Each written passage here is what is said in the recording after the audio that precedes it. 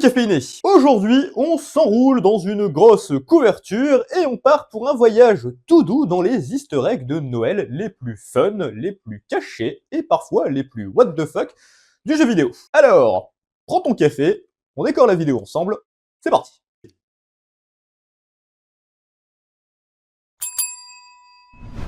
Numéro 10, Skyrim, avec le Père Noël. Dans les terres glacées au nord de Winterhold, un étrange personnage se tient immobile sur une falaise. Bonnet rouge, barbe blanche... Le mec il a tout du Père Noël, sauf qu'il parle pas, il bouge pas, il fait rien. Juste un vieux mystère de Skyrim comme on les aime. Mais certains joueurs, même après des milliers d'heures et plusieurs générations de consoles, ont découvert quelque chose d'encore plus incroyable. Un Père Noël vivant en plein combat contre des Wraiths de glace. Une fois les ennemis terrassés, tu peux carrément lui parler et acheter une tenue complète du Père Noël. Il aura fallu 10 ans après sa sortie et Skyrim continuait encore de sortir des cadeaux de son sac magique. Numéro 9, Fallout 4, la magie du Wasteland.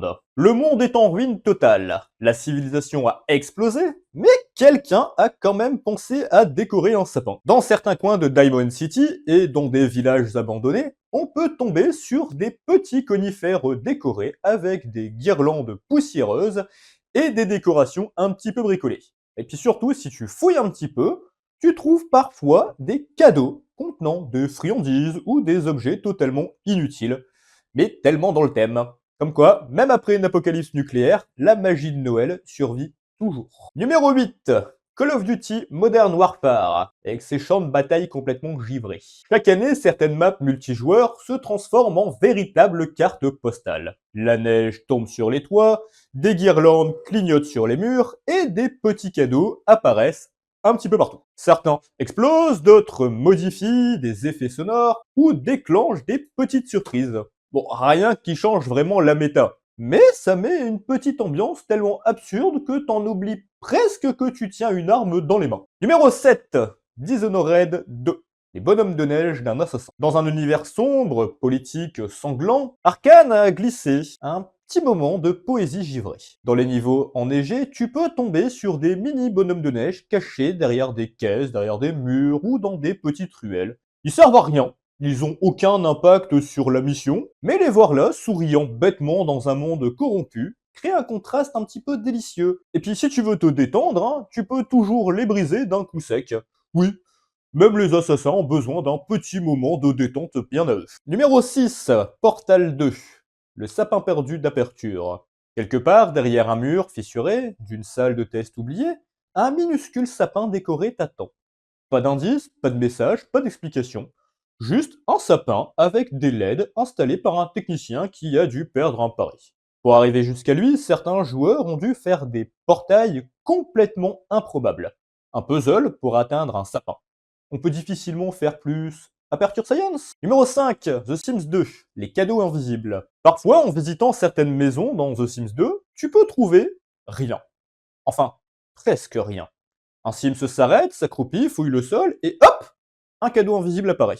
À l'intérieur, des objets fétifs, des décorations, ou des petites surprises qui rendent la vie du foyer un petit peu plus magique.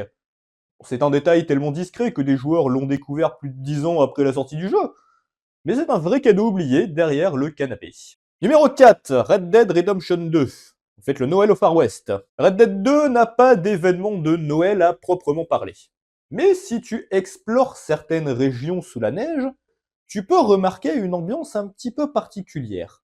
Des lanternes décorées, guirlandes accrochées à des ranchs isolés, petites touches festives par-ci par-là, et parfois dans des cabanes abandonnées, des objets cosmétiques qui ressemblent fortement à des petits clins d'œil saisonniers. C'est Rockstar dans toute sa subtilité. Jamais frontal, mais toujours immersif. Numéro 3, World of Warcraft, le voile d'hiver. Depuis des années, WoW se transforme en gigantesque marché de Noël une fois par an.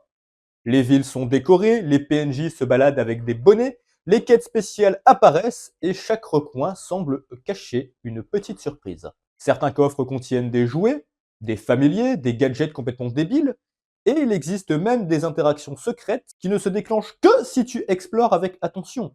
C'est un événement culte qui revient chaque hiver et qui ramène les joueurs juste pour retrouver cette ambiance. Numéro 2, on reste chez Blizzard avec Overwatch et Winter Wonderland. Quand Blizzard lance Winter Wonderland, c'est toute une série de maps qui se couvrent de décorations. Sapins, pingouins animés, lumière clignotante et une tonne de petits objets interactifs. Tirer sur certaines décorations déclenche des sons festifs. Certaines zones cachent des interactions secrètes entre héros et certains éléments du décor changent de comportement juste pendant l'événement. Overwatch n'a pas qu'un skin de Noël, il a son propre petit monde caché derrière la neige. Et enfin, le numéro 1, Hitman Holiday Order. Le maestro du chaos festif Hitman. Dans la mission spéciale Holiday Order, le palais de Paris est recouvert de décorations de Noël. Mais surtout, il est envahi par deux cambrioleurs inspirés de Maman j'ai raté l'avion. Le meilleur dans tout ça, c'est les cadeaux. Des dizaines de paquets cadeaux dispersés un petit peu partout dans la map. Certains sont innocents, mais d'autres sont absolument hilarants. Tu peux par exemple trouver la explosive Snowball, une superbe boule à neige, et aussi un petit peu d'explosif. Ou encore le Explosive Xmas Gift. Un petit paquet rouge, trop mignon. Vraiment, il est super joli. Mais il est un petit peu trop parfait. Parce que dès que tu essayes de l'ouvrir, boum! C'est festif, c'est violent, c'est absurde. Du pur Hitman, quoi. Et probablement l'un des meilleurs easter eggs de Noël jamais créés à mon sens. Et voilà les caféinés, des surprises planquées, des clins d'œil délicieux et parfois des explosions sous le sapin. Noël dans le jeu vidéo, c'est tout un univers caché qu'on adore explorer. Dis-moi en commentaire, est-ce que tu as un easter egg de Noël préféré? Comme toujours, prenez soin de vous, prenez soin de vos proches, encore plus en ces périodes de fête, et puis faites chier vos voisins. Peace!